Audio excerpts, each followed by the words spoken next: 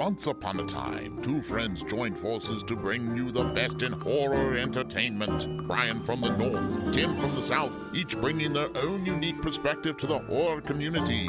Movie reviews, Blu-ray releases, beer pairings, games, and more. Welcome to your new home for horror. This is Civil Gore. Hey there, everybody. Welcome to the Civil Gore Podcast. I'm your host, Tim. And this is Brian. And this episode seems familiar to us. It won't be to you, though.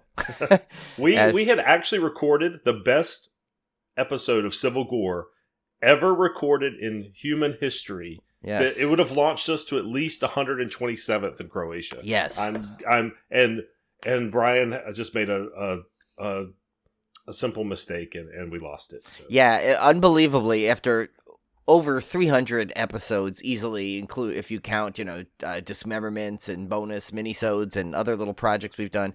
Somehow I decided to close it without saving.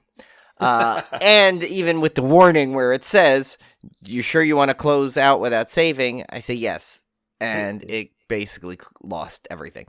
And what was worse is, so normally it's like, it's so routine. It's so like just second nature. You just go to, you export it first. And I forgot to export it because I was trying to tell Tim something off the air. So I was hurrying, and that's what we got. And so hopefully we can recreate some of the magic tonight. Yeah, we're going to try. And you know what?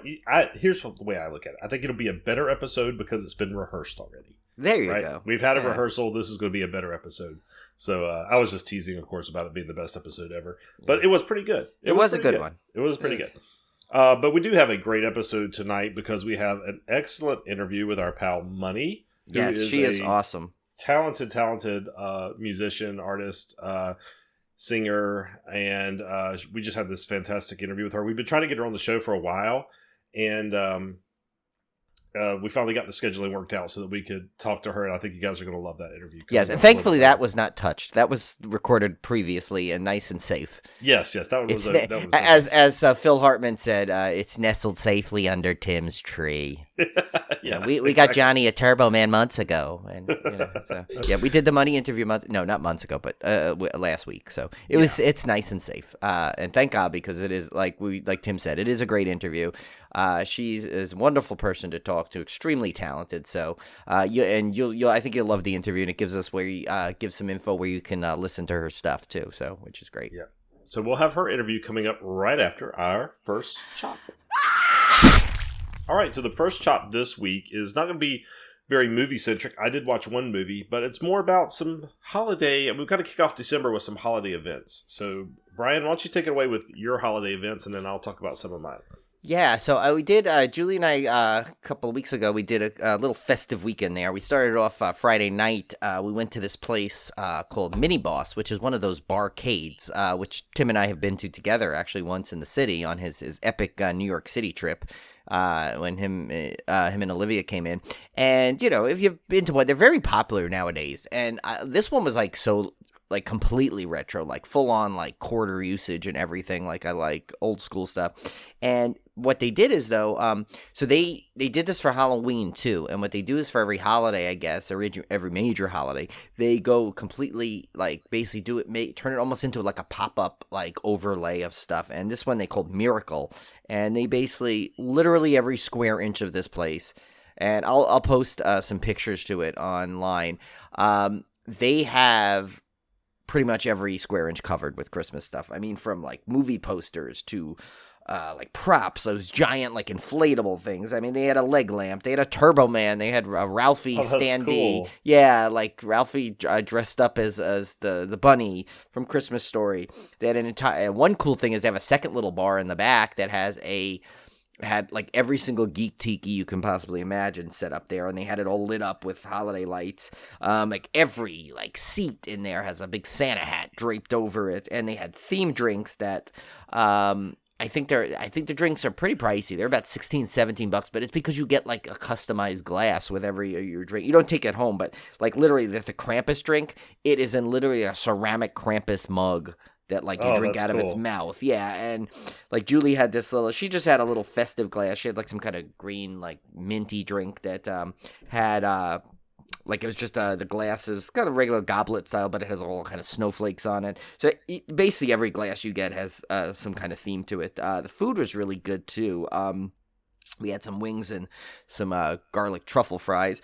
And they had this great hall of pinball down there. Which, that would be where I would be. Oh, yeah. You would be in there, too, especially because they had a limited edition Monster Mash pinball, which essentially is like if the Universal Monsters decided to have a band. That's like the theme of this. And it's called Monster Bash, actually. And apparently it's limited. This version is limited to 1,250 made.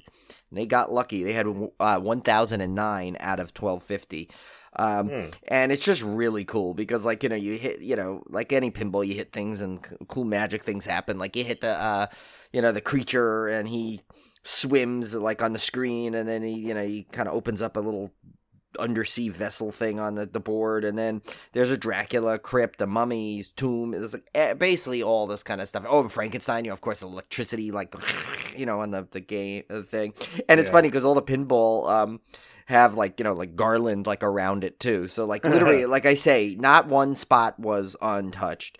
It's funny too. The artwork on this pinball is just incredible. It's basically like the big header is like the entire Universal Monsters, like in front of a giant castle, but with all like playing instruments. Like Frankenstein's got the keyboard.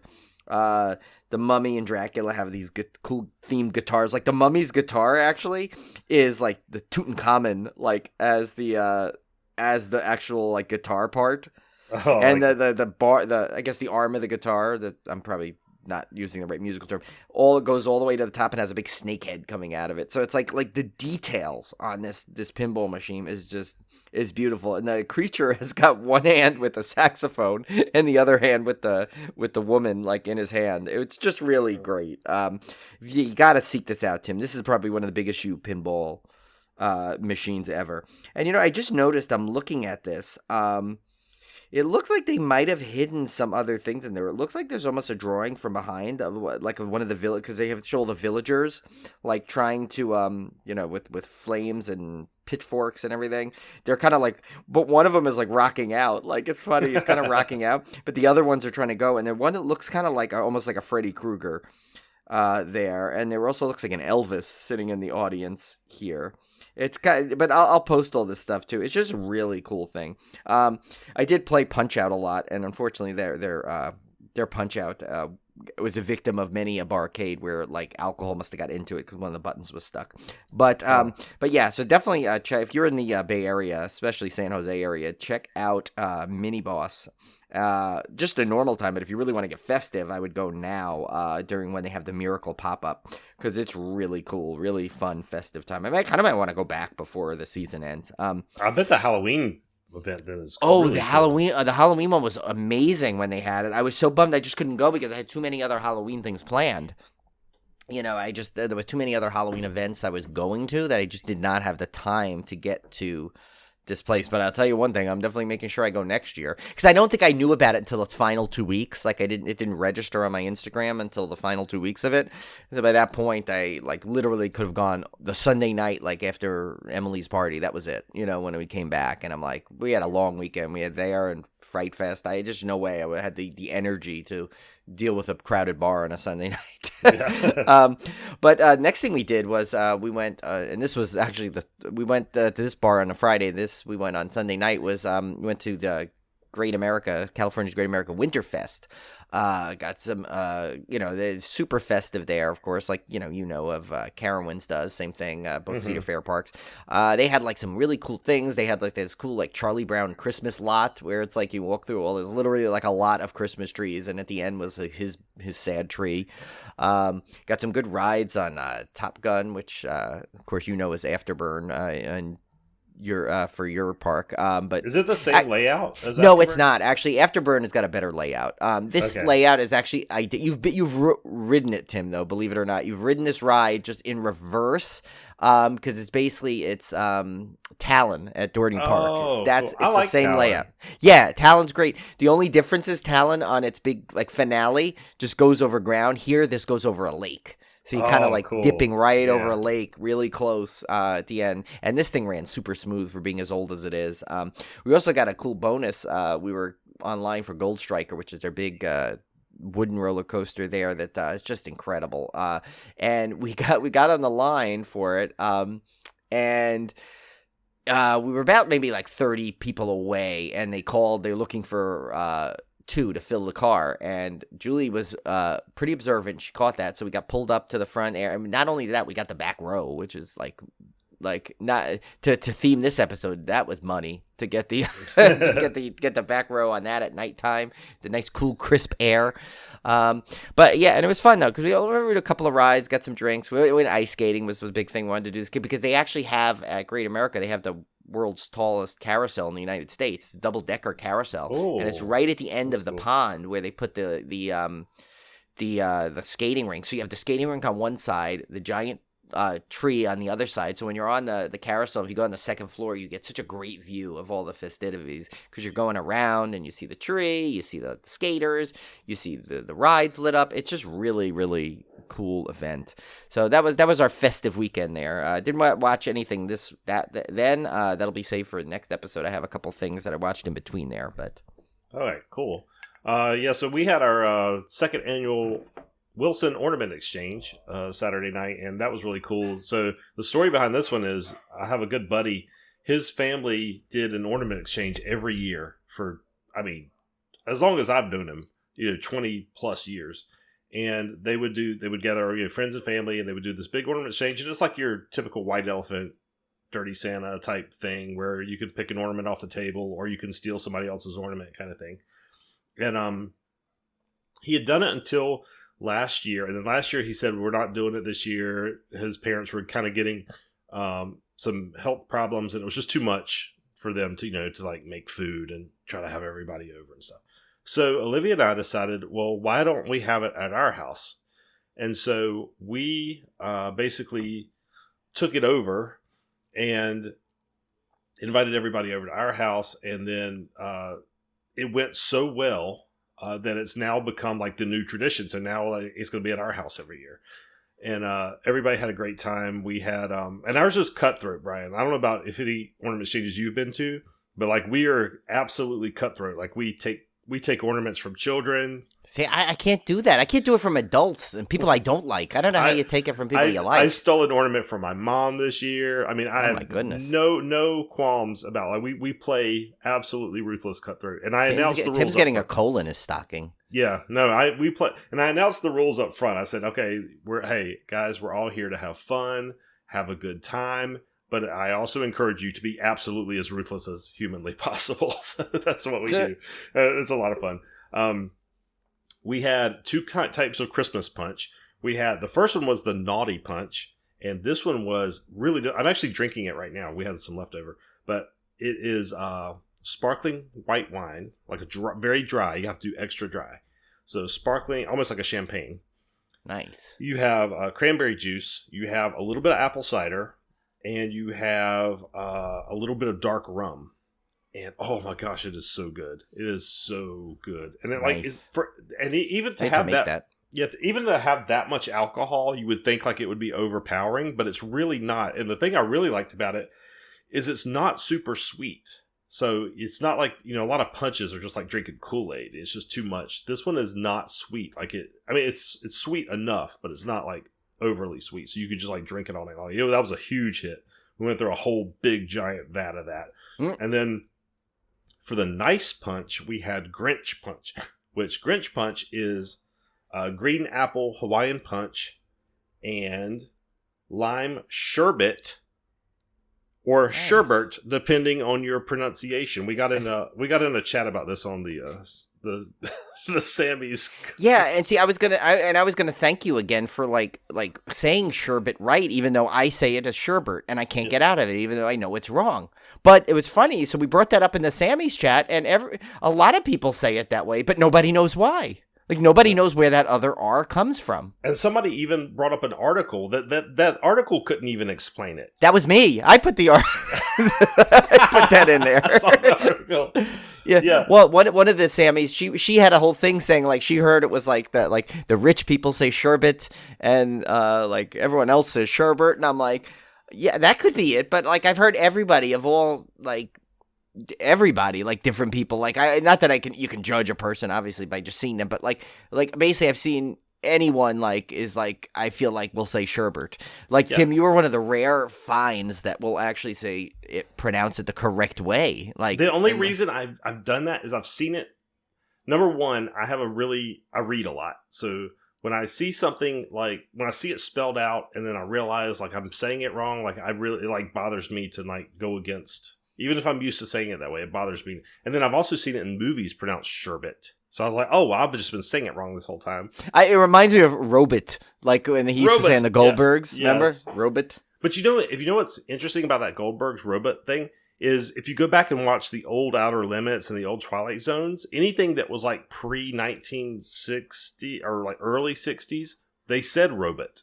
Everybody said robot. Yeah, everybody said robot. Yeah, they actually, when we were watching that Jeff Whitmire Twilight Zone thing one time, when they had the one where Jack Warden was in like the and they sent him a robot, and he said he kept calling it a robot, and I'm like, oh my god, what is with that? It'd be interesting to find out when that changed. Like, when did robot become robot? Because it's a very clear delineation. Like, you can see exactly where. And the Goldberg dad, he would have been from that generation that said he robot. would have, yeah. So it made perfect sense. So and it's funny. You notice nobody corrects people when they say it, though.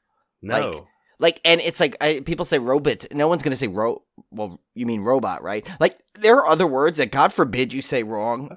People will like auto-correct you right off the bat. They'll just like jump in and like, oh, you mean this. Well, but for some reason, I think robot and sherbet are just like these words that get grandfathered into. But sherbet doesn't sound right to me.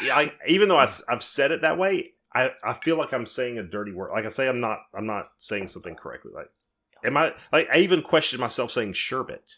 Yeah, but that's how it's spelled. There is no second R. Why did it like appear in people's heads? I need to get to the bottom of this. I feel like we need like effect thing. I feel like we need a spin-off podcast to just do this stuff and like explain these and it was funny because I'm like, now you get there and like you want to order it like in the store, you get all nervous because you're going to say it wrong in front of a whole mess of people that probably couldn't care less what the hell you said as long as they get their turn to order.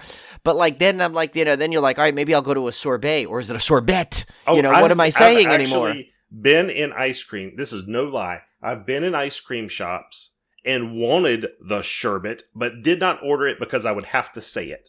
And I was afraid I was going to say it there's something wrong with that. You should not, because sherbet is, see, I said it wrong again. I don't care. It's delicious. So, like, you shouldn't have to, like, miss out on it because of the stigma of saying it wrong or right. And nobody would have said anything if I said it wrong. No. But it's just in my mind. Here's another one. In fact, I bet you the odds are if you would have said sherbet there, they would have looked at you like you had three heads and not known what to get you. Probably. But Which is what's even weirder. I have another one. I want to hear your thoughts on this one. When I was growing up, my mom always said coupon instead of coupon. So it was coupon. See, so I grew up saying coupon, but one of my, like, if you ever saw the movie Arthur with Dudley Moore, when he's like a drunk, well, he's always drunk in the movie. What am I saying? But anyway, they're at the like little arcade, and he's trying to like impress Liza Minnelli. He's going, "Look, we got 30 coupons!" And he's like yelling it and saying coupons like that. Yeah. So I'm wondering if it's a British thing. I don't know. Because I never knew that people said coupon. I never all the way up until I was like past my teens. I always said coupon. I had no clue that people said coupon. And then when I started like hearing TV shows and movies, like they always said coupon, not coupon. Yeah. So I don't know where that comes from either. Is that like a British thing? Is it a Southern thing? Yeah, I don't know. And it's like, well, it's like, and then you start throwing in people's like accents from where they're from too, make it even worse. Okay, so like I grew up saying Florida when most people say Florida. But I can't say it that way. It just sounds awkward to me, especially now that DeSantis says it that way. Ugh, I can't say it that way. And then people from Florida, because my cousins are from Florida, they say Florida. Oh, God, like that's Florida. Even worse. And I'm like, why are you saying it that way? Because I'm from Florida. Yeah.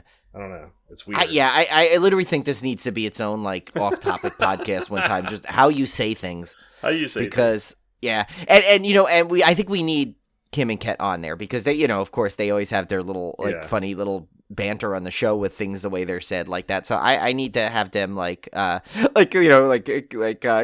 or crevasse, as she likes to say. Is it crevice or is it a crevasse? Yes. And I've heard both ways. So it's like how you want to. It's just so funny how like people like you sit there saying like we need peace on the world. I'm like we can't even decide how to say coupon, and you think we're gonna get world peace? Come on. Never. Yes, I'd love it, but we're never gonna get there because no one can agree on anything. It's like terrible. So that was the long roundabout way of talking about my ornament exchange. That was sorry that like kind of stole the whole momentum in there, but the sherbet thing, like I told Brian, that's like the new Delbert Mulroney, Dylan McDermott. It is everything. It's total. Yeah, like that actually maybe that's a whole game show in the beginning, like to begin with. Like they had that spoof game show about that on Saturday Night Live. Maybe there needs a real game show with sherbet or sherbert. Coupon or coupon. Yeah. I did watch a movie. So you know that Anna and I have been watching horror movies at night, kind of as a ritual thing. And this one we kind of just ran across on Netflix, and she picked it out because of the cover. It looked kind of cool, and it was called The Wretched from 2019. And it's about this kid who lives next door to this family. It's a mom, a dad, their son, and their baby, and he notices some weird things going on. And I'm not giving too much away because at the very beginning of the movie, you see that there's some kind of creature that steals and eats children, right? And so he kind of figures out that this family has been possessed by this thing, and it has the ability to like make people forget that the kids existed. So that's kind of interesting. It's like Hermione's spell. The woman becomes possessed, and like she basically brainwashes the husband into not knowing that anything's wrong, and to the point that even when his kid goes missing, he doesn't even think he has children. So that's kind of disturbing, actually. Especially for you, like as a father. Yeah. It's like... So, I actually like this movie quite a bit. I'll tell you what I liked about it, and I'll tell you what I didn't like. What I liked about it was I thought that the lead teenage guy was really good. He's kind of bullied and picked on, but at the same time, you're kind of rooting for him because he's a really good kid. So I like that aspect of it. I thought I thought his whole like storyline was pretty good. The only thing I didn't like about the movie is it uses a lot of tropes, and even by 2019, I think these tropes were kind of old hat. And one of them was the click, click, click predator sound that all these creatures have to have now. Like, why? I don't why know do they have to do that? It's so annoying. You notice like every creature too has to look like not in this movie per se, but every creature has to sound that way, and they have to look like the things from Stranger Things, like all of them. It's like they all look the same. They got the opening mouth, flower looking mouth, and like it's all predator based if you think about it. Yeah. But anyway, that, and it uses a lot of that like jerky ghost thing, where they're jerky and their neck is. That's another thing. What's with that lately too? It's like it used to freak me out, and now no more. It's like because it's so overused. So it used those two a little bit too much, but there were some actually creepy scenes. Like there were some genuinely creepy stuff. So I don't know. I'm giving this one a cautious recommendation. It's called The Wretched. It's on Netflix. Again, came out 4 years ago. Give it a chance. I mean, if there's nothing better for you to watch, I thought it was pretty well done for what it was. Yeah, part of me feels like I might have seen it. I don't like one of those like back in like the early Civil War days when I was just like watching things, like when I had some time, now it's definitely one that like I feel like you would be entertained, but it's not going to be particularly memorable. So you definitely could have watched it and just forgot about it. I mean, I could definitely see that happening. I'll probably forget about it by next week, but hey, I was entertained watching it with Anna. No, but you'll have the memory if you're watching it with Anna, though. That's the real thing you take from that. And we've got to get Anna on the podcast at some point because she's already inherited my like snarky criticism. So she's already like catching on, like as much of a beginner into horror movies as she is. Like she's already catching on to tropes and rolling her eyes at things. Like she thought the whole clicking thing was like she was just rolling her eyes at that. So she's already in the lane of becoming a horror film critic. Well, and it's good too because now, like God forbid, like I say I can't make an episode or something, we might already have an automatic co-host there. Oh yeah, she would love that. I think. I don't know. She's kind of shy. So I don't know if she would. She's shy. Well, you know what it is? It's funny. It's like, because we've spent time with, when Julie and I spent time with your whole family, of course. And like, it's funny how the first time we met them all was, she was a little shy, but like now, like when we see her, she's all like, because she's so used to us, I guess, that she's like not shy around us at least. So it's a good. She's me in a girl's body. It's uncanny. I'm the same way. Like around a lot of people I don't know, I tend to be very introverted. But if I know you, like in our like at a party setting where I know everybody, they're all my friends. Like I'm really outgoing. So it's one of those. But how does she say sherbet though now or sherbet? I'm gonna have to ask her. She probably says. Well, actually, just don't like you'll put her if you put her on the spot, she'll question it. Yeah. What you need to do is you need to like take her out to go to the ice cream shop. Yeah. And make it appealing there and say, "Oh, do you want that?" and see what she says. Like she goes, "No, I don't want sherbet. I don't want sherbet." We need to go to the ice cream shop and ask the guy that's scooping the ice cream or the girl and say, "What is that right there?" and see if they say, "Oh, that's lime." You're right. Sherbet. Because they're professionals, so they should have been trained on how to say it. Yes, exactly. And if they let us down, and I guess that's it. We're lost. We'll never get the answer. Like that. I'm sorry if that's not how to say that in the ice cream scooper handbook. That then we got a problem. Yeah. With society. Everybody write in and tell us how you say it. Yes, I'd like to know this. It was funny when what did Cody say in the thing? Cody had me cracking up in the chat. She said, when he asked about it, she goes, wait, that's not how you say it? So she didn't even know there was another way to say it. I know. Maybe there isn't. Maybe I'm making all of this up. Maybe there is no such but thing it's as spelled sherbet. that way. You can't just add an R to something that doesn't belong. It's one thing to make a letter silent, which we know in like various It's like the reverse languages. of a silent letter. It's like a letter that doesn't exist that you can't add. randomly add a letter into something. It just doesn't work that way, It's like that's why they say like, oh, with a silent this. Get that, okay? You can get that. Like and being a hockey fan as myself, I've seen all kind of like things that make no sense in the world, like the famous goaltender Patrick Roy, right? How do you think you'd spell that, Tim? As not a hockey fan, how would you spell Patrick Roy? Well, W-A-H? R-O-Y. Patrick Roy. And that's when I first saw his name French on there. thing. I still remember it. I said, oh, Patrick Roy. That's an interesting name. And they were all saying, no, it's Roy. And I'm like, oh, okay, I guess so. But, and like, so, being a hockey fan, I've seen all kind of crazy things like that. But I know the one rule is you can't just add a letter. Yeah. It's like this one reminds me of my it's running. like, because that's almost like Angular, right? Like the Tony Danza adds Tony her. Danza always comes into this episode. Yeah, he always adds ours. It's like Rocky. I've got some running shoes, and they're Hoka. That's the brand name. Hoka, O-N-E, O-N-E. Well, how would you say that? O-N-E, O-N-E. Yeah, O-N-E. So Hoka 1-1, right? Yeah. Was it One? It's One. Okay, like well, yeah, I mean, thing. that was a little easier to figure out just when I guessed, but yeah, no, that's, this is becoming a thing now, Tim. We might need a second podcast. We need a standard, so. Well, I know, like, in, like, the, a lot of, in Asian cultures, Gwyn is spelled with the N-G. U-I, and but I've known people that with that last name, so to me that doesn't seem out of the ordinary because I grew up with that name, knowing that name. So it's funny how that is, but I grew up with sherbet too, and that still baffles me. So go figure. I don't know. Maybe names because they're kind of excluded, because names you could spell any way you really want to.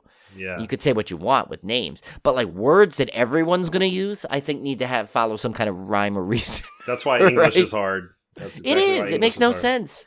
Yeah. All right, guys. So we have a fantastic. What a great lead-in to poor Munny, right? She's gonna get she gets what? this sherbet lead-in. But yeah, it's nothing to do with her. I promise. She has nothing to do with sherbet. But we should have asked her how she says it. Now I'm gonna have to message her and ask her how she says it. But anyway, so she's great interview. I think you guys are gonna like it. I know it's not really horror related, but we do talk about horror movies, so we kind of snuck that in there. So here is our interview with Munny. Okay, guys, tonight we have the pleasure of speaking with an extremely talented musician that Brian and I are both fans of, Munny. Welcome to the show. Thank you. Hello. Thanks for having me, you guys. Yes, long overdue. Long overdue. I know. Well, Brian's been trying to get this for a while now. Yeah. Well, I'm I glad we were able to. guilted her in person when I saw her at Emily's party. That was the thing. I put on my sad face and I'm like, please, please. No, that was it. No, Leo, did you know I was doing the same thing? I was like, why haven't you guys had me on yet? Well, I figured driving you crazy with all my Instagram messaging. I'm like, oh God, she's gonna hate me by the time we meet in person. Oh no, not at all. I mean, I try and say that to people too. Like whenever people reach out, anyone and like expresses that they enjoy my music is like the best feeling in the world, especially when it's like, people that's how you're meeting them because they've found a song and however it is that they found it and they connect with it. I am like, I truly can't tell you enough how much it means to just, connect with people over that. It's pretty amazing. Well, yeah, and I heard you. I mean, we'll probably get into this a little more. I had heard you. I think you had posted. It was all the way down video, and it just I guess knowing through some of the similar people, it came on my algorithm. It's one of the few times the algorithms are like good in our favor because. And then I heard the song, and I'm like, oh my God, her voice is incredible. I mean, it's Oh, like thank just you. it's like mesmerizing. So I'm like. I heard that, and then I got to hear the other song released, "Energy," which we can talk about also later. And I'm just like, oh, this is incredible. And all those live shows I missed, but I did get to kind of see a live show of yours at Oh your yeah. party performance, which was Yeah. amazing. But Yes, I and still got to there send will be Tim that more. full video. It's too big to text, so I have to like put it on a drive or something. Right. Oh yeah, But cool. Well, and speaking of the algorithm, I'm wondering too if I don't know if I ever told you this, but the person who shot All the Way Down, the music video for All the Way Down, was the DP for both of the Fear Farm movies. oh, okay, Oh, okay. cool. So that's like a little connection of maybe perhaps why another person that was associated with it, but he shot it, he edited it, he helped me direct it. David Minadio is his name, and he is Oh, like David. Oh, yeah. so Emily talks about him all talented. the time. Very Oh yeah. talented. That's Yeah. how I know Emily because David and Emily are like best friends. And Oh, okay, I okay. obviously met Emily through the Fear Farm and, being, fans and friends with people associated with that project. And so, yeah, it was really David that brought Emily and I even closer together. Nice. It's like the world of Emily just keeps providing. Totally. It's like the Emily multiverse or whatever it's called, the cinematic universe, I guess. Yeah. Yeah. So, Munny, before we get into, let's get right into like how you got started in music for our listeners that aren't familiar with your stuff. Yeah. So I actually had no intention really of being a performer myself at all. I had terrible stage fright. I was told by lots of people that I actually didn't even have a very good singing voice, but I always What? loved writing music. And I wrote for a lot of people growing up in high school and through college, but it wasn't until I moved to LA for my last semester of college that I didn't know any singers or performers, and I was still writing music. So I started posting videos of myself singing and playing ukulele. And a couple of my friends from college were like, "What? You can sing? We had no idea. Who's writing these songs?" And so we decided to form a band. And that was really my first foray into doing my own music project where I was actually singing the songs that I was writing. And the name of our band was Kaleido, Kylaido. And it was kind of a weird thing. Like we released our first song and we had a connection with someone who had gone to our college as well, who was posting videos where she would do body art. She was an artist, a visual artist, and she would paint on her body. And we sent her one of our songs to put into a video. We're like, here, use it for free, whatever. We're just doing this for fun. We had no idea. And she posted it in a video. And I woke up one day and the video had gotten 100 million streams. Not 100 million streams on Oh my Facebook gosh. Wow. in like, I don't remember if it was like 24 hours or 48 hours, but it was insane. The video itself ended up winning a Webby award, or yeah, I think it was called a Webby. It was like this massive, I mean, huge for her. And then this really cool thing for us because we went from literally having 3 followers on our Facebook page, which was there were 3 people in the band and it was our moms. Like that was it. It was Kind Sounds of like our our podcast. podcast. Yeah, exactly. It was like we were doing it just for us. We were like, we love this, and no matter what attention or no attention, we're not going to stop. And so it was just this weird thing that the very first thing we released got all of this attention. And so oh, hold on, I'm getting anyway, so yeah, got all of his attention. It was really cool. And I saw all of these people sharing the song on Facebook groups for people who are struggling with PTSD, which is something that I have some experience with, and people that were, you know, just sharing it and saying that the song had helped them. And it was really this moment for me of thinking like, maybe this is what I should do. Maybe this is what I should pursue. Maybe this is how I'm going to be able to connect with people. I had gone to film school and thought maybe I was going to be a storyteller in that way. But yeah, it was really just like this eye-opening moment of, I want to do this. This is how I want to connect with people. And so, yeah, that was really just how I got started. And then this solo project is kind of like its own thing that I started after that. But yeah. That's awesome. Well, you have Yeah, me that is awesome. You have me I was going to ukulele. say, Yeah, yeah. because I started playing ukulele a few years ago. Because my daughter had like a music class. They teach ukulele a lot because it's easy for kids to pick up. And we bought her one, and then she kind of abandoned it, and I picked it up because I used to play guitar a little bit, but ukulele was so much easier. So it was so much fun learning that over the years. I'm not good, but it's still fun to But is anybody good at you? No, actually, there are people that are very good at ukulele. True. But that guy Israel something. That guy. There are some crazy ukulele. Yeah, like Somewhere Over the Rainbow, he does a good version. He plays the uke, I believe, and it's really good. Totally. Oh yeah, there are some ukulele prodigies for sure. But it is a really fun instrument for the fact that, like, fun. I mean, I would just randomly put my finger somewhere and strum and be like, that sounds good, not even really know what I'm playing, and then bring it to my band and be like, I wrote this. And half the writing session would be myself and our guitarist Alec trying to figure out what note it was that I was even playing. And so it's really fun because it's simple enough that you can just kind of be creative. And for someone like me, my background mostly was in piano. I didn't always have access to a piano, and so it was a really cool thing to just be able to like write something, like write a song really quickly, when my main focus is really like the lyrics and the melody, the vocal melody. That works perfectly into the next question, actually, because we wanted to Tim and I were always fascinated by any kind of artistic talent and like the process they go into. So what is there like you could share some of the process you go into when you first create a song, and what kind of what steps do you take? Because I mean, I know you write and perform, which is to me is already impressive. And they're so good. So it's like, what's some of the process you go through for that? Well, I have to say it is always different.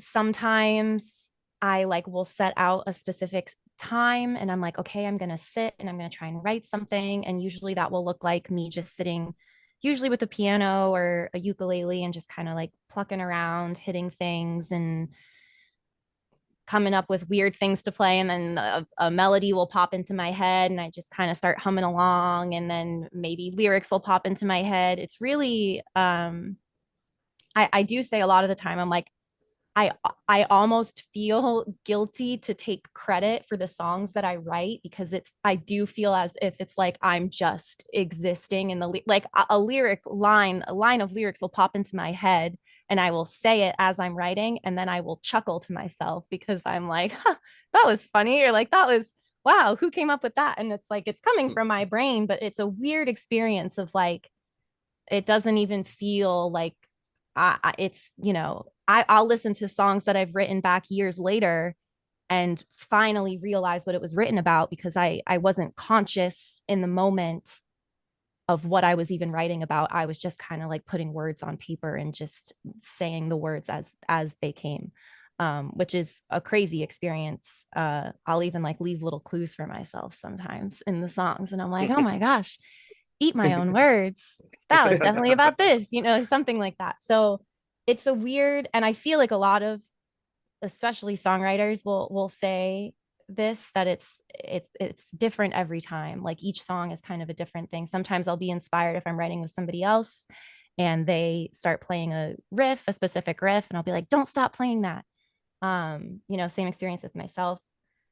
I did go through a couple of months of a writer's block recently, and I was sitting down at the piano and I was getting really frustrated at myself and I couldn't come up with anything. And I finally just like sat on my bed and I was mad. I was like, I can't do this anymore. And then a song just like, almost as if whatever this connection is that I have to the creative world was like, don't give up quite yet, right? And it was just like, da da da da da da da, and I was like, whoa, okay, run with that, like don't forget that, and just record it into a voice memo. So it's hard to explain, but it's kind of just like a coming through Yeah, it's moment. cool how it sounds like you just have this natural talent that it like comes out organically when you need it. It's like you don't.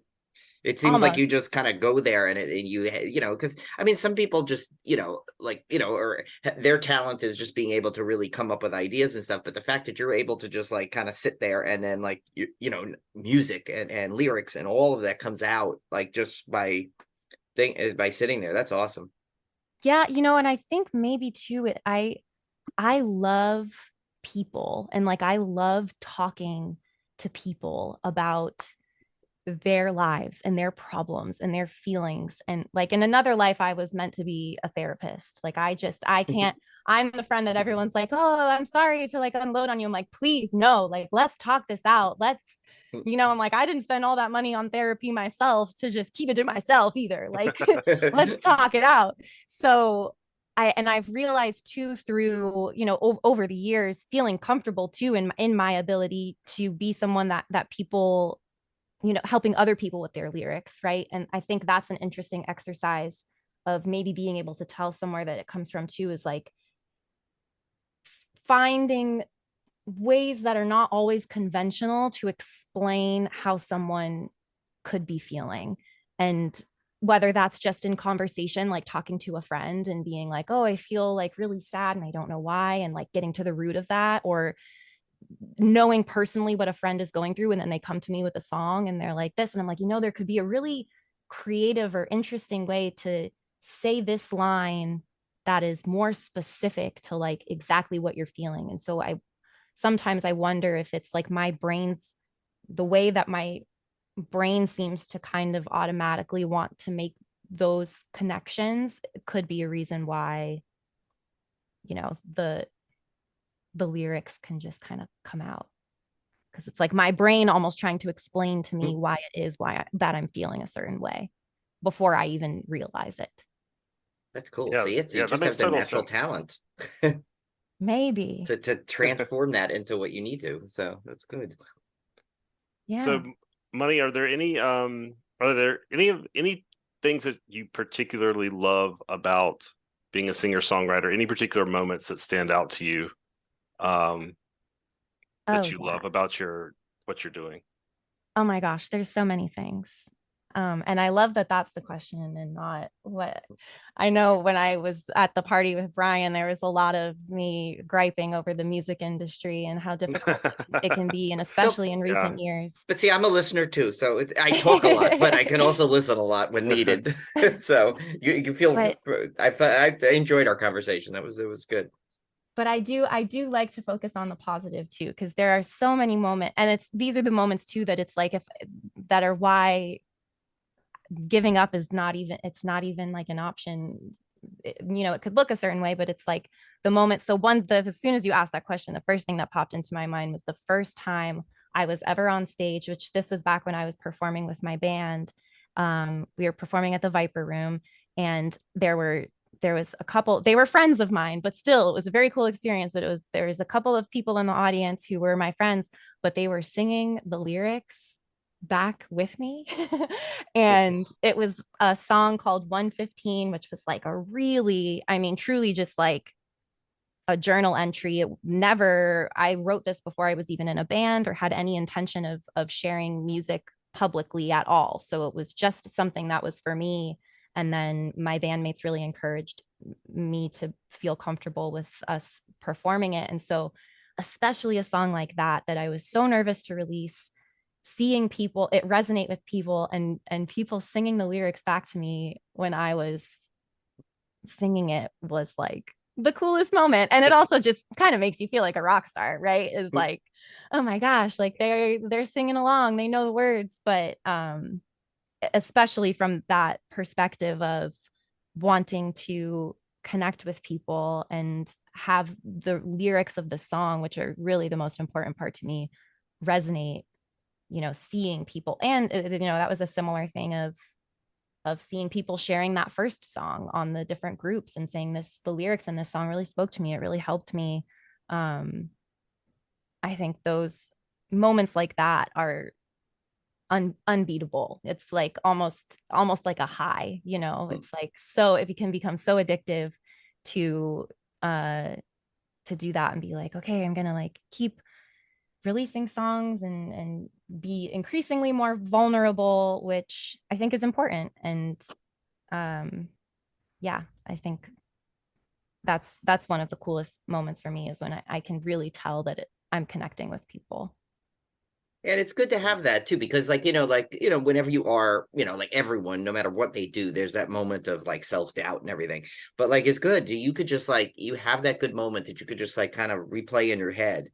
And then it probably just gives you that like that rush all over again, and it probably keeps you going with something like that. Oh, totally. Yeah. Nice. So since this is we're going to change focus for just a little bit Yes. here, because of course it is a horror podcast. We have to tie it into horror somehow. We have to tie it in. And now, I mean, well, already the tie-in is because you have a song in the end credits to the movie 645, Yes. which I saw a while ago. I want to rewatch it again. It's actually on Tubi now. Yeah. So it's if anyone wants to check it out, and you have your song Energy was as the end credits, which was cool. I remember when you posted that, you were so excited because dude, I was like, oh, that's awesome. She's like, yes. she's like making it into horror movies and everything. And I'm like, and that was back then when I'm like, okay, good, now I have my in, because I wanted to ask you on the show for ever, and like, but I now felt like we have the like, horror connection. Yes, we have the horror connection. Now Yes. and that, now, and then I felt better about it. But anyway, so I wanted to ask you what kind, I know you, I guess you like horror at some level. So what are some of your favorite horror films or favorite styles of horror movies that you like? Oh my gosh. I don't know if we've ever talked about this, but I love horror movies. I'm a huge horror movie fan. I went to film school, and like, even if it wasn't the assignment, every single one of my like films was all like creepy or horror. It was like USB cords wrapping around people and killing them. Like, it's just, all of it was kind of spooky. But I grew up watching horror movies with my dad. Like, that was kind of our thing. And so The Ring was my out of the gate very first, like, not even just my favorite horror movie, but that was my favorite movie. I think I was 11 or 12 when I dressed up as Samara for Halloween, and all of my friends, we told each other that we were going to dress up as different colors of fairy princesses, and all of them showed up as fairy princesses, and I showed up in my white hospital gown with the hair in front of my face, and it was that's awesome. It's a very funny. My parents have a picture of it, and they're like, "Oh, our weird children." I think that year I dressed my brother up as a girl because he didn't have a costume, so I just like put my clothes on him in a wig and stuffed a bra for him, and then me as Samara and my brother with a wig, and they're like, "Oh." But so The Ring was definitely like my favorite horror movie when I was a kid. I really loved The Descent. That's the one that's like in the mines. Yeah. That one is really, really good. I'm trying to think, even recently, I watched some really good horror movies around Halloween this year. Ma with Octavia Spencer. Yeah, I like that movie a lot. I like that one too, yeah. Yeah, and actually a friend of mine, Dom, is in that movie, and I didn't even know until I saw him in it, and maybe I could talk to him and he might want to come on the show. That's actually something.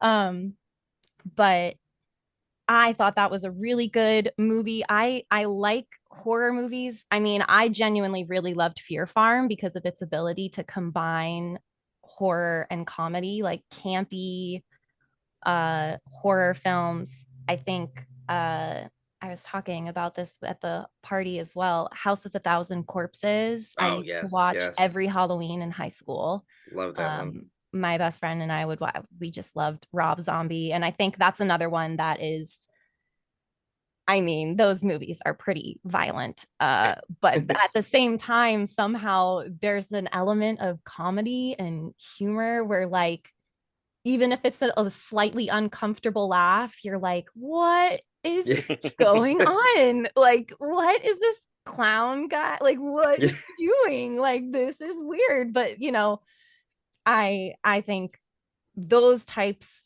of horror movies are my favorites. Just like the kind of, it just makes you uncomfortable, right? Like it makes you confused about if you're supposed to laugh or like cringe.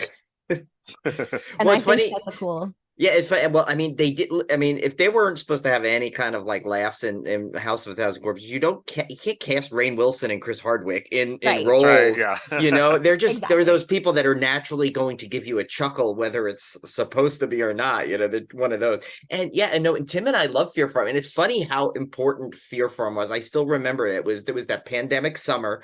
Mhm. I was at we were staying my family's house at the time. My brother and I, we decided to like because no one was going to work, we were working from home, so we decided to like kind of all hang out and be our little quarantine group there with his now wife and my wife and I. And I got this email and about, you know, from the whatever, I don't know if it was direct from Indican Pictures or not, and they said, hey, you interested in this, you know, talking with you know, seeing this movie and talking with the people. And I'm like, and I looked at the description and I said, oh my god, Tim, look at this movie, because Tim and I are a fan of anything haunt or corn maze related, anything Yes. Halloween centric like that. Yeah. That's again, and so I'm like, all right, yes, 100%. And we both watched it. We both loved it. And it led to, and it was funny, Emily wasn't even in the original like interview with that. It was Oh. sent it. And then I was like, wait a minute. And it's funny, I had recognized her name. I can't even remember if I told her this story, but we recognized her name. And I was like, why does her name sound familiar? And then I realized it was because we had followed her from when they announced, I guess, that she was going to be in the Castle Freak remake. And so we were kind of, I think, already Oh. following her on Twitter. And then I realized, oh my God, this is the same person. So then I, you know, I think I followed her Instagram, and same thing. Like I think she started liking comments I wrote. And so I said, oh, you know, and I started, you know, messaging her, and I think the rest was history. And then I'm like, you know, would you ever want to come on and talk about, you know, just come on in for an interview? And she's like, oh, absolutely. And you know how Jesus, I Oh mean, as yeah. nice as they come. So Oh the yeah. rest is history. But it's so funny because it led to us getting to meet you, David Flores at, you know, who did like likeness, and he's doing that, just did that one pit stop that she's in. And then I think I mean, we also met like Dante and to all these people Yeah. through her, and it was amazing how many interviews and just cool movies we got to see just through that one little thing. That's why like Tim and I always kind of said from the beginning, like anything offered to us, we will do our best to kind of watch. Oh If yeah. we get an interview offered, take it, because you know we don't know who, you know, everything is a possibility, and everyone has like an interesting story, and we all love hearing about it. And I feel like we've had like, I don't know if we're just lucky that way, but I feel like every interview has been like fun and great, and including this one, of course. You know, and it's kind of a fun thing, but it's just funny how you just, you know, you open yourself up to something and look what comes, you know, it's like just Oh endless yeah. rewards. Yeah, you really never know. You truly never know what one opportunity is going to lead to, you know, changing your life or opening all of these subsequent doors up for you that, you know, you never could have imagined. In a way, Fear Farm was kind of that for me too, only because it introduced me to David. And he, aside from being such an amazing collaborator and working so closely with me on that music video, it was really like our project. But just in general, how supportive he has been of my music, and uh it's pretty incredible, the the relationships that I gained even just from being, being associated with that movie through my friends. So It's like Harry Potter. It's like it's to become the horror movie of requirement. It's Yes. like you come in contact with it, and it just gives you what you need. Right. But see, I think Yeah. you should also you should play a character in a horror movie too, like a musician and something like there's got to Oh be yeah, that'd something be there. perfect. Yeah. Yeah, you'd be so good at that. I Yeah. think. Oh, and Munny, it was great to hear about you and your dad because my daughter and I have that same relationship. She's 14 Oh, and cool. she's really into horror movies. And so recently here, she's been asking me like every night, Dad, can we watch another horror movie tonight? So we'll go up there and get the popcorn and everything and watch them. We just watched Texas Chainsaw Massacre for the first time. Amazing. She's a big Exorcist fan. She loves The Yes. Shining. So it's really cool hear that you had that same kind of relationship with your dad because it is a yeah. lot of fun. It's a great way to bond with your horror loving children. Or Oh maybe my maybe I'm gosh. corrupting her. I don't know. We'll see. I mean, you know what? If you ask my mom, she would say that my dad corrupted me by showing me all of these horror movies when I was a kid. But you know, it's like I don't think that it did. I love the genre. I thought that it was a cool way to experience fear, which was a feeling that I felt that I think overwhelmed me at different points in my life, especially when I was really little. And so being able to experience it in a controlled way that I also felt so safe because I was sitting there with my dad, it was like, I don't know, in a way almost even therapeutic to be like, oh, this is scary, but nothing can hurt me, was cool. And having that experience with my dad too, that was just something that just the two of us in the family really bonded over. So it was cool to like, we'd pull the couch into the middle of the room so we had the best sound, and we would go to, this was in the days of Blockbuster too. I'm probably dating myself at this point, but we would go and like look at all of the horror movies on the wall and we'd pick them just based on the cover. We would not Oh, even yeah, you have really to. Yeah, read. yeah, that's the way. Yeah.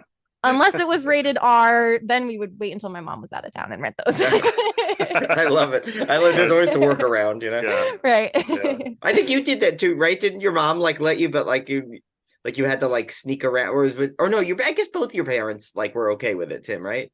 It was more Yeah. me, I think, with my dad. Like I Yeah, would my have to mom. like I don't sneak think my on horror mom knew movies. I don't think my mom knew what she was letting us rent. I think Ah. she was kind of like, oh yeah, I'm gonna rent this, and you guys rent whatever you want, and we'd come back with like Microwave Massacre 3 or whatever, Oh and my God. she wouldn't even, she's not even looking at it, and Right. even to this day she swears that she never let us rent that stuff. I'm like, Mom, I saw it somehow.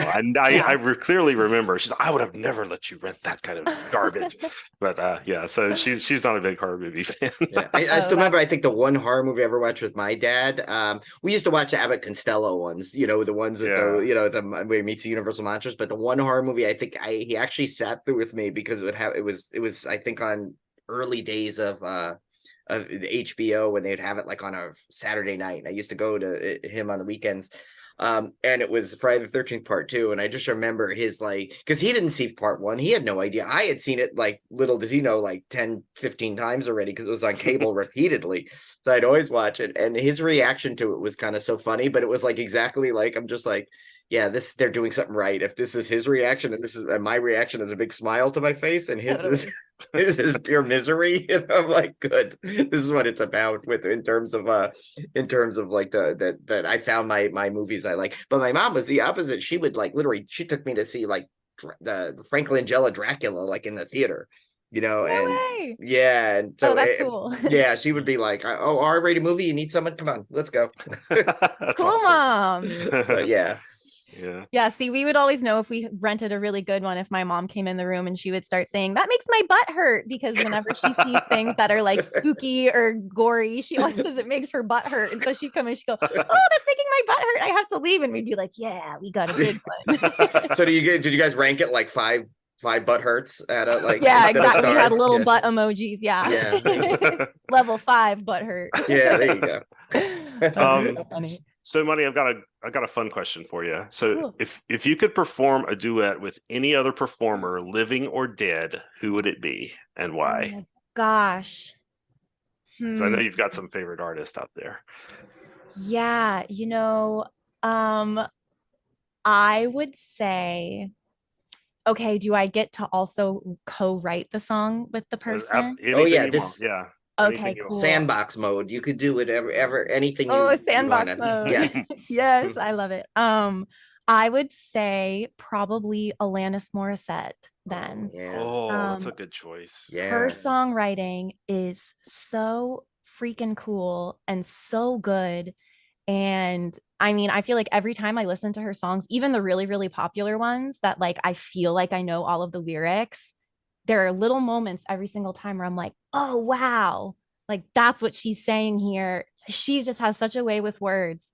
And her voice is also just incredible. And someone like me that I feel, I mean, similar to that, I feel like someone like me that has a not traditional voice, right? Like a kind of Hmm. unique sounding voice that doesn't sing in the traditional, what you would call like good voice.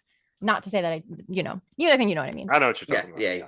She has a similar thing too, right? Where like her voice is so good and so cool, but she's also doing all of these really interesting things with her voice that you hear Alanis Morissette and you know that it's Alanis Morissette. You're Oh not yeah. thinking, oh, maybe this is Cheryl Crow or who. No, no, no. You know it is Alanis Morissette just because of the way that she sings. And then I feel like even if somebody else is singing an Alanis Morissette song, you can tell that it's her because of her writing as well. And that's something that is an aspiration of mine. I feel like if I could be even a fraction of, uniquely talented as she is, that would be just the coolest thing. So definitely would love to collaborate with her if I could one day. Yeah, she's That amazing. yeah, that's an amazing answer too. The only problem with it is now I want to hear that That collaboration collab. because No, I'm a big fan of hers too. So it's like I've been a fan of hers since Jagged Little Pill, and I bought I think I bought all of her albums up till, I don't know, probably until I got out of college. But Yeah. she just released her greatest hits compilation on vinyl again, Oh, oh, wow. and I've got that one on my Christmas list because I'm like, I gotta have that. It looks amazing. It has so many good. You realize when you look at the greatest hits compilation how many hits she had. Like, Oh, oh my yeah. yeah. gosh.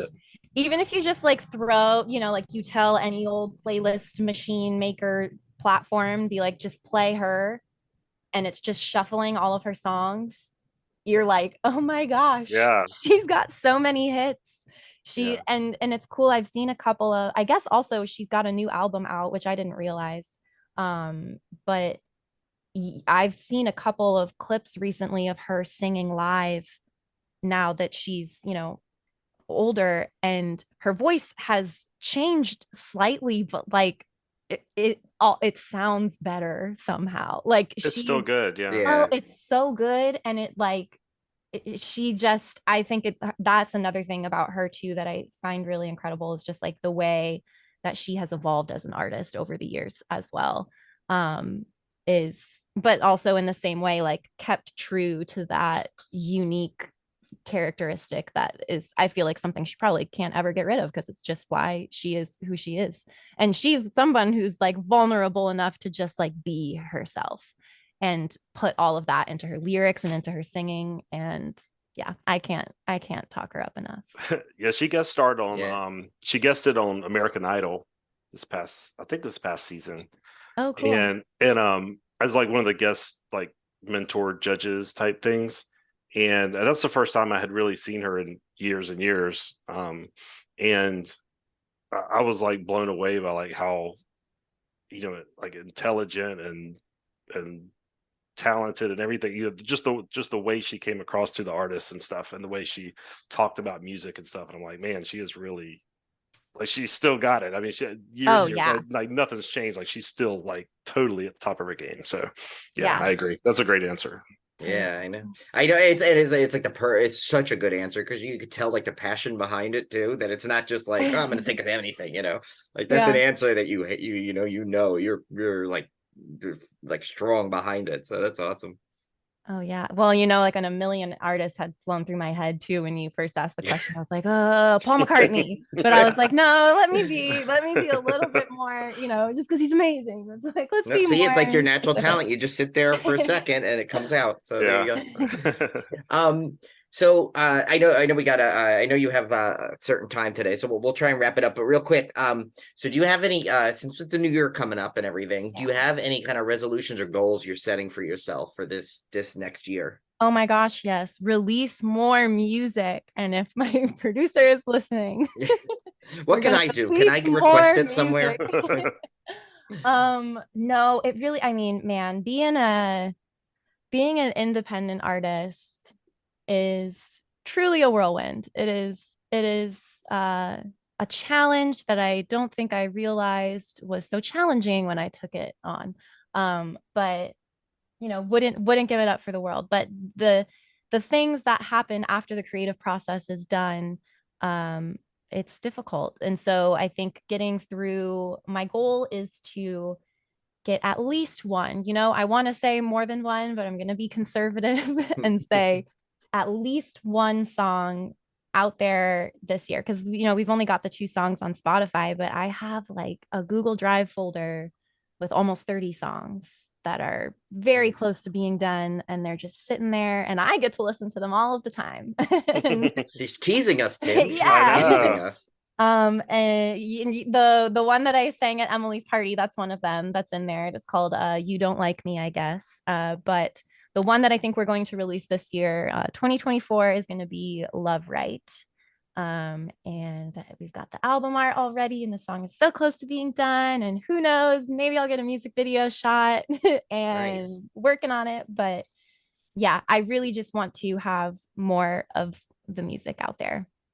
Well, That's I, for my one, will be extremely excited if that's okay. And I hope you get to do some more live shows out there too, because now that I'm on the same state, I can yeah. actually hopefully get down there for some. So Oh, totally. And that's really just a matter of those 2 things are going to happen at the same time. Like I'm trying to hold off until I have a new song to be able to promote before doing the whole live show thing. So that's another thing that is gets expensive in LA yeah. specifically, Oh, not other places. everything is But expensive out in LA. yeah, the pay to play capital of the music world. So yes, live shows will definitely be lumped in there with getting the new music out. The live shows will definitely happen. Nice. And whatever, of course, anytime you have something new, we will happily spread the word for you. So Thanks, guys. I love it. Hmm. I appreciate that so much.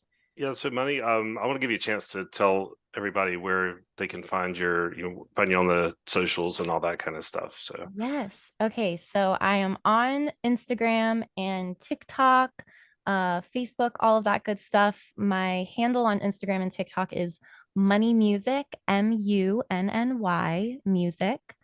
And it's the same on TikTok. And then for Facebook and all that, it's just if you just search Munny, it'll be me. And yeah, I don't know if you can hear my cats attacking each other in the I did hear a background. little meow every so often there. But I couldn't tell if it was Tim's or yours because I think Tim I has got cats. cats too, so He's got cats. I All right, know the yeah. feeling. I'm Okay. surprised we haven't heard one of because now that I think I told you we're currently staying at my in-laws and we have our dog and then they have 2. So it's like at any given time there could just be a crazy bark fest going on behind. So I'm like, surprisingly, they're very calm right now. I don't know what's going on out there, but they're very They quiet. know. Yeah. They're like, we're gonna give you this hour, but then it's gonna Yeah, be that's it. Yeah, this is time. But yeah, thank you so much for coming on. This is long overdue. I've always Oh, wanted to have you come on and chat because I just think you're so talented and you need, like thank you. I know we may not have the biggest audience, but you never know who's going to listen to this and Right. hear you and say, you know what, I love this. I'm going to hear that. And they tell people, and the next thing you just got a whole Yeah, legion of more fans. So just like we were saying, you never know what door this could be Fear Farm 3. yeah. Source of it. We were supposed to have a cameo in Fear Farm 3. It's not. I don't know if it's gonna happen now. I don't Oh know. no, I know. we'll have to poke them. Yeah, we'll have to buy the rights with all our Civil Gore money. Oh yeah. Yeah. Yeah, and all my money. The money. Yeah. The money. That's awesome. But yeah, everyone, seriously, Liz, go follow Money on all those sites you mentioned. We'll put it in the show notes to hear too, and download her songs. I know Energy and All the Way Down are on iTunes, so you can buy those. Yes, they're on which iTunes I and buy those. Spotify. I If know, I you know you're wanna probably sick of follow me. me on Spotify. Yes, I do. I followed you on Definitely Spotify. do, because apparently that helps, and I don't push that one enough. So Oh, well, we'll make sure we push that. Yeah, and it's funny too, because how many times do I send you a picture? I said, look, it came on in my rotation, like the little screenshot of it. She's probably like, okay, I get it. You bought the song. Thanks. No. no, truly, that is never my reaction. No, And you I can know, ask Michael now that Yeah. you've met him too. Yes, yes. If you like truly if I'll turn to him and I'll be like tears in my eyes, and he'll be like, "What is somebody listening to your song?" Yes. I'm my like, well, yes, I'm so. you know, and you are. I mean, I'm sure, as everyone could tell, you are also extremely kind and personable. And you know, of course, we are full supporters, and hopefully anything we can do to help you out, you know, just say the word. So Well, and same, you guys, same. well, we'll have to we'll collaborate for a big movie or something, you know. Yeah. Well, we can't collaborate on singing, unfortunately, because we have Yes, no no. talent in that department. Yeah, Hey you're gonna have man, to you take got that some one uke for us. experience. If I Yeah. ever need a uke player, I'm gonna be There you go. calling There you Oh, go. yeah. Yeah, Tim could uke, and I can just like, I don't know, maybe I'll pantomime. I was told basically to Yeah. mouth. I got stuck in chorus because I couldn't play an instrument either, and I was told by the chorus teacher just at the concerts, just mouth.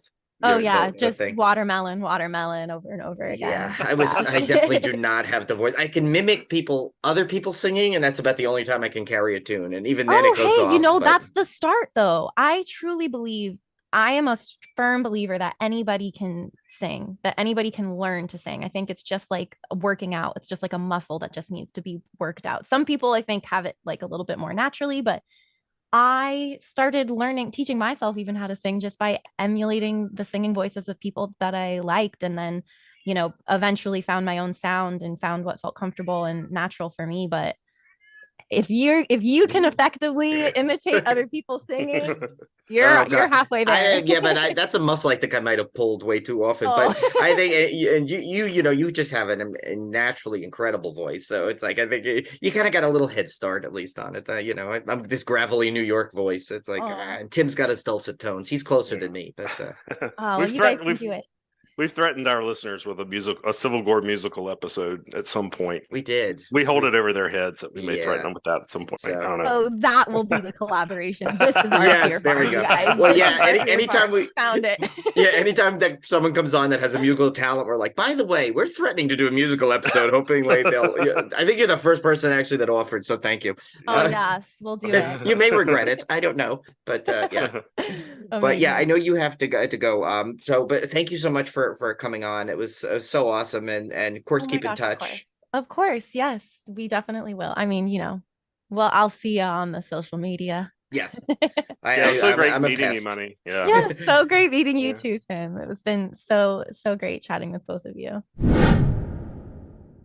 All right, Brian, as usual, we continue our string of awesome interviews, if I do say so myself. It really is. It's not you and I. We're just the vessel to bring these interviews. Way through these things. Yeah, we're getting lucky. We have such great people that are in our orbit that we know. And Munny, I was so excited that she finally was able to come on and we could organize that because I got to meet her in person finally after years of talking to her online.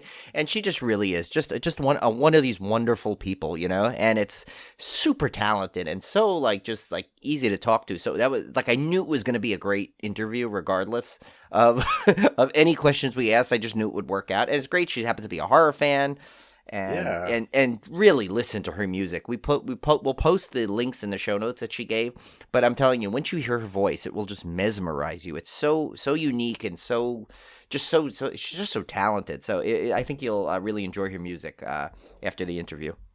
All right, so our feature film this week, we're going to kick off the holiday season with a Christmas movie finally. And this week we decided to do It's a Wonderful Knife, directed by Tyler McIntyre, starring Jane Widdop as Winnie Carruthers, Joel McHale as David Carruthers, the great Justin Long as Henry Waters, Jess McLeod as Bernie Simon, Catherine Isabel as Gail Prescott, Aidan Howard as Jimmy Carruthers, Aaron Boyes as Judy Carruthers, and Sean Deppner as Buck Waters. After saving her town from a psychotic killer, Winnie Carruthers' life is less than wonderful. When she wishes she'd never been born, she finds herself in a nightmare parallel universe where without her, things could be much, much worse. And this is one I was really looking forward to as soon as I saw the title, obviously, because it's an awesome title. But I have a caveat about this about the review I'm about to give, because I watched this. I went back to Letterboxd to see when I actually watched this, because I've been logging every movie this year, which I've done. I've watched 187 movies this year, I believe. Most of those horror. But I watched this right when I was in the peak of my sickness. This was right after Thanksgiving. I mean, this is when we were too sick to even record. And both Brian and I were sick. I was like completely doped up on cold medicine when I watched this. Feeling terrible, feeling exhausted. So that may have colored my review a bit. I still liked the movie. I didn't like it as much as Brian did, but I don't know how much of that was because of the condition I was in when I watched it. So we'll discuss that. But that's my caveat. If you're like, why did Jim not like this movie more? Well, I mean, I was on my deathbed, so the fact that Tim got to watch it at all was a miracle. We thought we were gonna lose him without ever knowing how to say Sherbet. I was already giving away stuff, right? Remember on our text feed, I was like starting to give away my worldly possessions. It really was. I mean, granted, I would rather trade Tim and have Tim instead of the gifts he was going to give us, but there was a couple of like money pieces. Again, I said money because I'm so used to like saying it in this episode. But a couple of good quality pieces there that I still hope I can get like down the road. If should you pass after a nice long life, and somehow if I'm still alive. But no, Tim was good. But I. It's no secret. I've been sharing this movie all over social media. I absolutely loved everything about this movie. I think I loved every character. I just loved the story. I mean, it just, there was something about it. I think I said this before, but it was last night's episode that got deleted. That's where I said this. We've said a lot of this before, bro. Yeah, a lot of it. It seems familiar. But yeah, no, what I think to me that was making it so good was that literally it had the magic of a good holiday movie and a good horror storyline too, mixed together perfectly. There was a perfect balance of it. Like there was heart to this. There was romance. There was comedy. There was a good horror slasher in there and a good message it told. Because I mean, how many times like everyone asks this question, like about like where are their places in the world, or like what if I wasn't there, or what if I was there at the time? Like how is my presence affecting the outcome of anything? And it kind of interesting to find that in that question, like, I mean, of course, It's a Wonderful Life is the most known tale of that. But like, so it's interesting that they got a horror version of this that to me worked so well. And you got to give credit to, the writing from Michael Kennedy and the directing from Tyler McIntyre to get it all pieced together to work so well. And of course, Tyler directed Emily's sequence in VHS 99. So we've seen his work before, and so I know we knew he's talented. So, but just I don't know, something about like I like, and like I'm gonna gush again over Bernie's character, Jess McLeod. I just like Tim wants to put I always forget her name, but the one from Shape of Water, wants to put her in. I want to put Bernie in my pocket. I think she's just so adorable, and I love that geeky character that she plays, and they like, it's just like that outsider that like, but with a heart of gold that like, is as tortured as she is by everybody, she still remains a good person, and it's like, I always liked that. And I think she played it so well, and she's just my favorite character. Like one of my favorite characters in general, like in any movie, let alone just a horror movie. So she was just really cool. I liked it. And of course, Catherine Isabel, like I think was cast so perfectly. Like you almost get to give credit to the casting person too, because like every line that Catherine Isabel says, I don't think anyone else could have said as well as she did. Yeah, she was and just of course, so dead on. Justin Long is we've talked about him at length. On our previous recording, but he is just like 1,000% commits to whatever character he's doing. And in this one, he really gets to have a lot of fun because his character is such a caricature. He even sports like these false teeth and this weird, crazy accent, and you could just tell he's just having a blast playing this role. Yeah, and I mentioned this before in like our chat in our text feed, but like if you listen to him now, and you're not going to be able to unhear it next time you watch this, but if you listen to Justin Long's portrayal, he sounds almost identical to Dustin Hoffman when he played Dorothy Michaels in Tootsie. Like, oh, Dr. Brewster. Like if you think about it, you listen to him, the way he does it, he has that like that inflection and the tone, the way he does it, and I'm like, it took me like a couple of watches. Like I've watched this movie at least like 6 times already, and like I think it was like in the third time it finally dawned on me. I'm like, oh my god, it's Tootsie. That's where I remembered it from. That's what he sounds like. But yeah, he does give like. If like you ask for 100%, he'll give you 300. Like he's so good in whatever you give him. He's always going to like dial it up, you know. Yeah, and exactly. it's like, and not to like a distracting degree. Like, no, like he somehow like he's not like he knows where to get to. Yeah, it's not like he's like chewing the scenery, hamming it up. Like he's hamming it up, but within the bounds of the tone of the movie. Like he knows where to stop and draw the line. So yeah, like he's that person that drives you crazy, where like pour some liquid into a cup all the way to the top, and you're starting to get nervous that it's going to spill. But he pours it all the way up to the top, walks it across the room, and takes the first sip without losing a drop. Exactly, that's that guy. It's a weird analogy, but you know what I mean, right? But I like there seems to be this new subgenre of horror that I think, and I don't know what you would call it, but it's sort of like this. I guess it's horror infused with some kind of fantasy element. You had it with Happy Death Day, you had it with Totally Killer, you had it with Freaky, and now you have it with It's a Wonderful Knife, where it's a horror movie smashed. Oh, and Final Girls too, also. Yeah, the movie Final Girls, which I love. Another one of my favorites. It's horror movies smashed with some kind of like time travel / body swap type. I don't know what you call it, but they all strike. And I thought all of those movies are fantastic. I thought they all do a really good job of handling that horror comedy tone. And it's this weird. Again, I'm bringing something from our previous recording, but it's like there's almost like a sweetness to it, like a heart to it. Yeah, it's almost there's a lot of heart to these type of things. And I don't know how to. It's kind of weird because you've got this brutal, on this one hand, this brutal slasher horror, and the kills in this get pretty brutal. I mean, they're not. I wouldn't say like gory, but they're like violent. Like the stabbing and stuff is very violent and visceral. But you have that mix with like this really like sweet message. You saw it in Totally Killer. It was the same thing. Actually, all these movies had that sweet message. Yeah, like Final Girls had it in there. You know, Happy Death Day. You know, like all these things, and they always like end up with like with the main character becoming a better person, which is not a quality you usually find in a horror film. You know, they basically drop the final girl trope and do more of like a final like type of person, if that makes sense. You know, like a final like evolution of the character.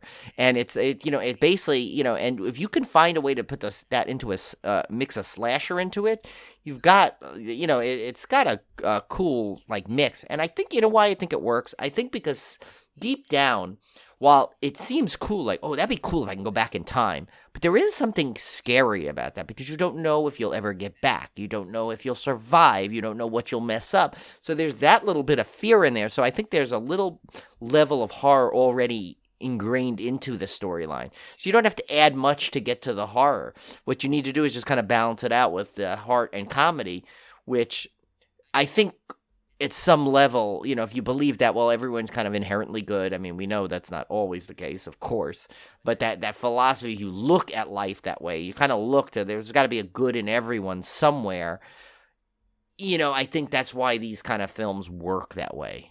Yeah, I think you brought a good point there, because there's that not knowing if the character is going to get back. Like in Happy Death Day, is she ever going to break out of the time loop? And Totally Killer, is she going to ever get back to her own time? In Freaky, is she ever going to get back to her own body? You've got a built-in piece of suspense that you don't have to worry about.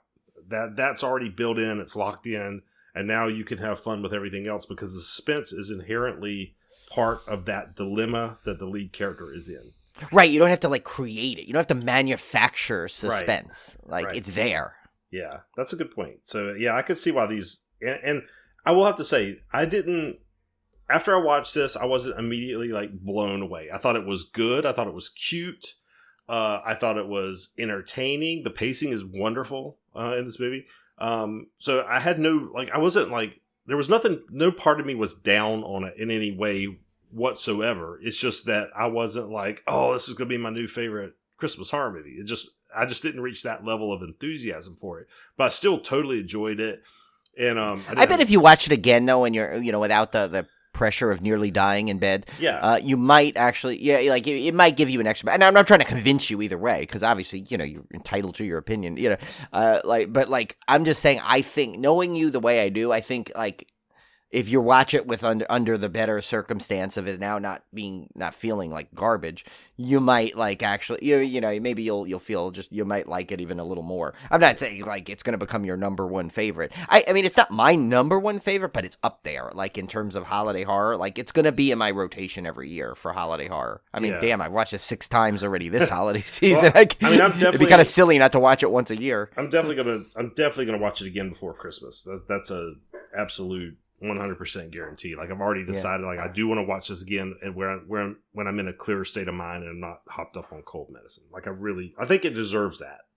I think Justin Long deserves that.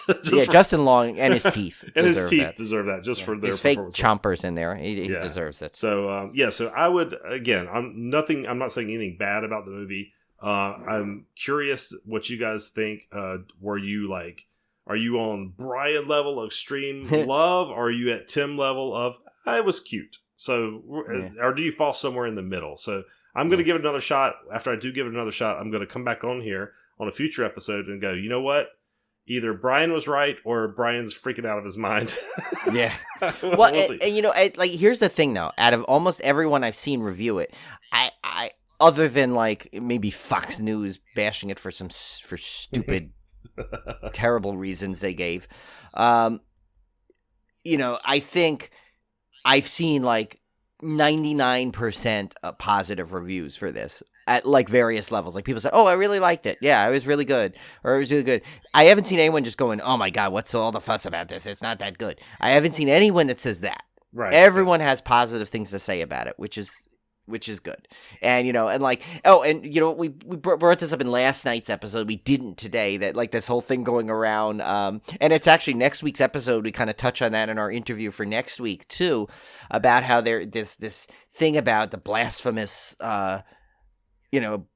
corruption of the holiday. And this managed to not do that. Like it made it like I mean they people will say it did, but if you think about it, they managed to do this in a way that it really didn't corrupt the Christmas holiday in any way. Like you didn't have like, I mean, okay, yeah, it was technically the killer was dressed as an angel, but like not it wasn't like you were like destroying the sanctity of Christmas in this movie at all, really. Because there's nothing mean-spirited about it. Right, it wasn't, there was literally nothing in this movie that was mean-spirited. It was all in service of the plot. I mean, it was all like, all the killings and stuff even were secondary to the message that it was trying to get across, which was a very sweet, good message.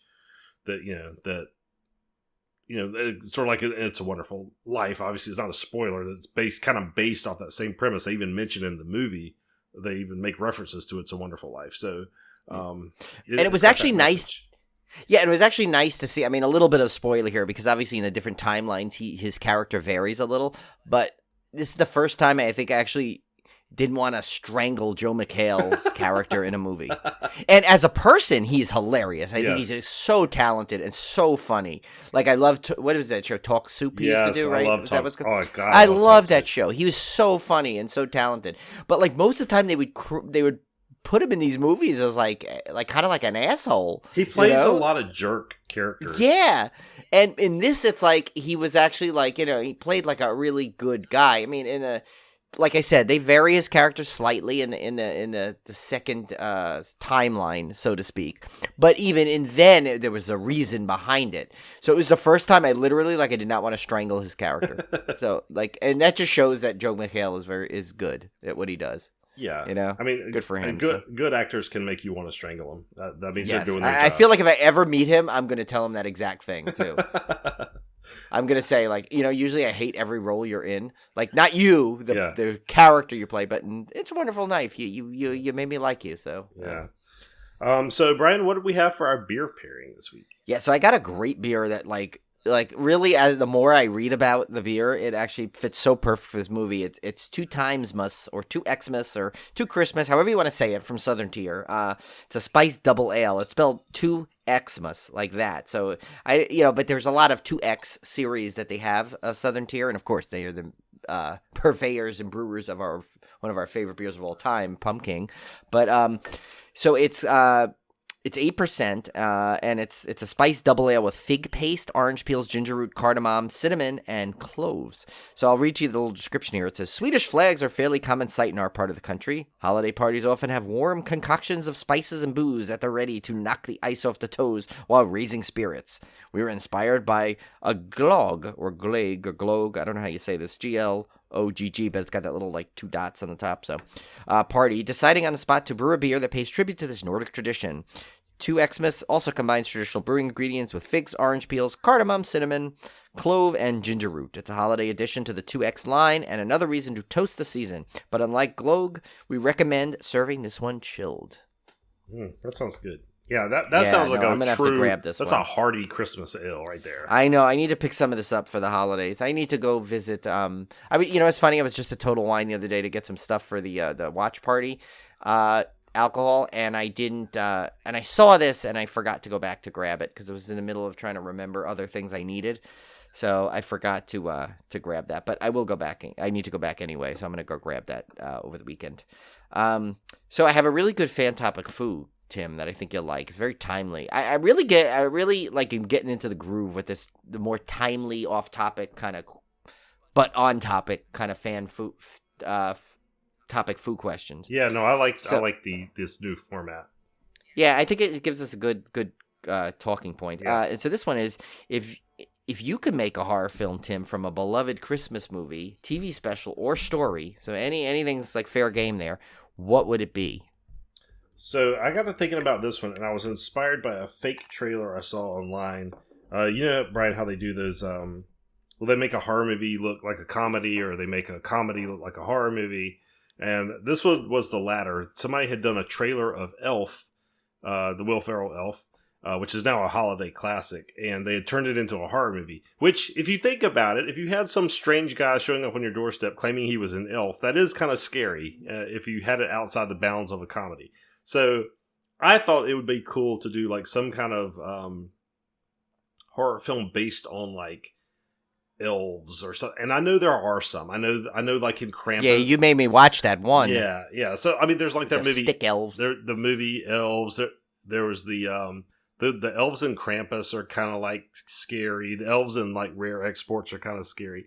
But I love anything where they pervert like a fairy tale creature that you kind of grow up knowing is like nice, like a fairy or a mermaid. And then you see like the evil version of it. I love that. I love any kind of like evil, twisted fairy tale type thing. So well, I mean, look at the Grimm fairy tales, right? Most fairy tales have this kind of like horror built into it at some level, so it's not that hard of a twist sometimes. Yeah, so I'd like to see. I was thinking something like where a elf like somehow gets separated from the North Pole, but he's like not this like friendly thing. It's like this weird. Like maybe he's even enslaved to make toys. He's all twisted and I like that. Yeah, so I don't know, something like that. I think would be kind of a cool premise. Yeah. Does he have like an elf? When he throws the snowballs 100 miles an hour, this one throw like killer snowballs? I don't know. Or how about this? Like, and I don't know if something like this has been done, but like, what if like one of the elves fell off of Santa's sleigh? But they're really like these horrible enslaved creatures, almost like think of kind of like an Oompa Loompa, but like not as cute, like this mutated horrible thing. And some kid finds it and traps it, and like he now has it, and then Santa Claus has to come back and try to rescue it, but Santa Claus is like pissed, and like you realize all this whole thing is like a charade of niceness, and in reality, like he enslaves these things. And they're vicious and like, there's all kinds of possibilities here. You can go. I like that. Yeah, you can go a lot of places. Yeah. So yeah, mine I have one that so one I told you about off air because but I prefaced this question and I told you that off air that I wasn't going to tell you this one. On the air because I don't want it stolen because I think it's actually a good idea. Yeah. And you kind of agreed. You thought it was good. Oh, it was really good. I liked it. Yeah. But so this other one I had though is one based off of the classic Christmas movie White Christmas and call it Fright Christmas.